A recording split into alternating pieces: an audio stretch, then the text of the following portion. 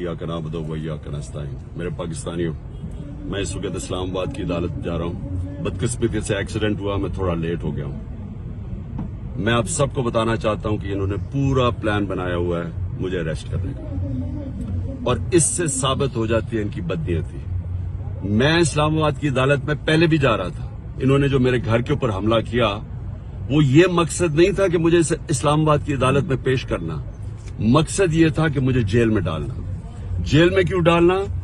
क्योंकि London plan का हिस्सा है कि मुझे जेल में डालो। ये नवाज शरीफ की ये उसकी डिमांड है कि इमरान खान को जेल में डालो और इलेक्शन में वो हिस्सा ना ले सके, और ये फिर वही करने जा रहे हैं। अभी मुझे पता है कि मुझे अरेस्ट कर रहे हैं। मैं सिर्फ बताना चाहता हूं कि मैं रूल ऑफ लॉ में मानता हूं, कानून में मानता हूं।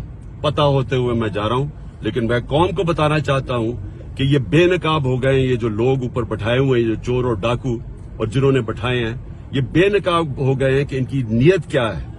नीयत कभी इस मुल्क में कानून नहीं थी। इसमें जंगल का कानून नाफिज किया हुआ है इन्होंने।